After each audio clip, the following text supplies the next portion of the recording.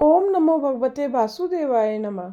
मार्गशीर्ष मास के कृष्ण पक्ष की एकादशी तिथि को उत्पन्ना एकादशी कहते हैं।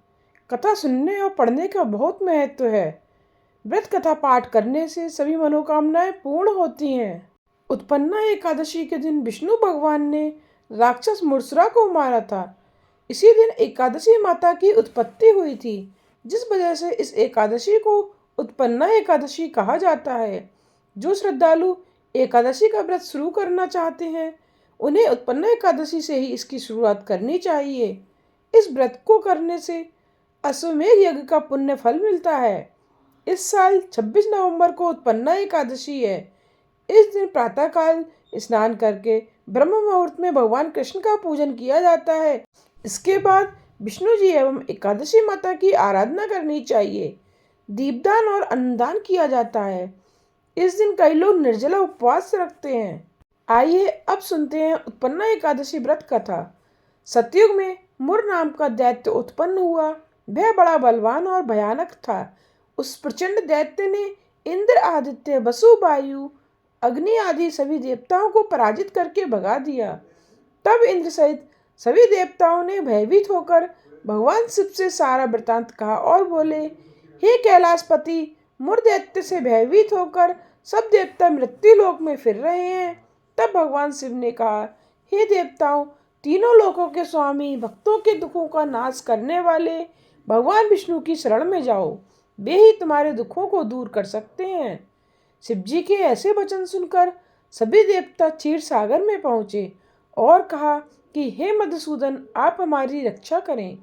कहा कि हे भगवान, दैत्यों ने हमें जीतकर स्वर्ग से निकाल दिया है। आप उन दैत्यों से हम सबकी रक्षा करें।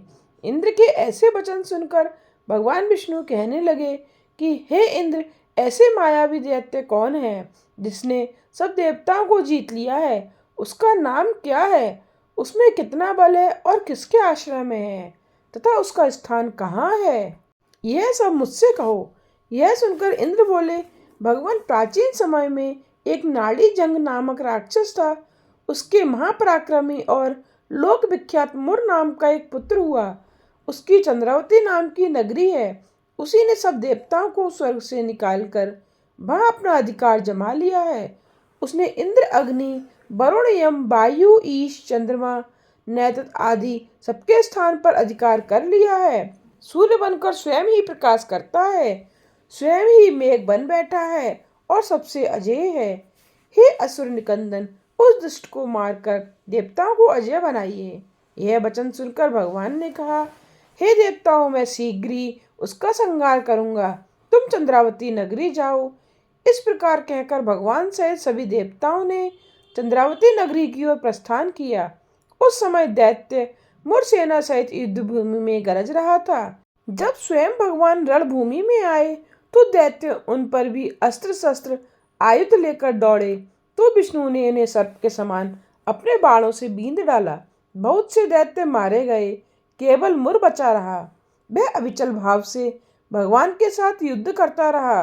भगवान जो भी तीक्ष्ण बाण चाहते वह उसके लिए पुष्प सिद्ध होता। उसका शरीर छिन्न भिन्न हो गया, किंतु वह लगातार युद्ध करता रहा। दोनों के बीच मल्ल युद्ध भी हुआ। 10,000 वर्ष तक उनका युद्ध चलता रहा, लेकिन मुर नहीं हारा। थककर भगवान बद्रिकाश्रम चले गए। वहाँ हेमवती नामक सुंदर गुफा थी। उसमें विश्राम करने के लिए भगवान उसके अंदर प्रवेश कर गए। यह गुफा 12 योजन लंबी थी और उसका एक ही द्वार था। विष्णु भगवान वहाँ योग निद्रा की गोद में सो गए। मुर भी पीछे पीछे आ गया और भगवान को सोया देखकर मारने को उद्यत हुआ। तभी भगवान के शरीर से उज्जवल कांतिमय रूप वाली देवी प्रकट हुई। देवी ने राक्षस मुर को ललकारा, युद्ध किया और उसे तत्काल मौत के घाट उतार दिया। श्री हरि जब योग निद्रा की गोद से उठे तो सब बातों को जानकर उस देवी से कहा कि आपका जन्म एकादशी के दिन हुआ है, अतः आप उत्पन्ना एकादशी के नाम से पूजित होंगी। आपके भी वही भक्त होंगे जो कि मेरे भक्त हैं।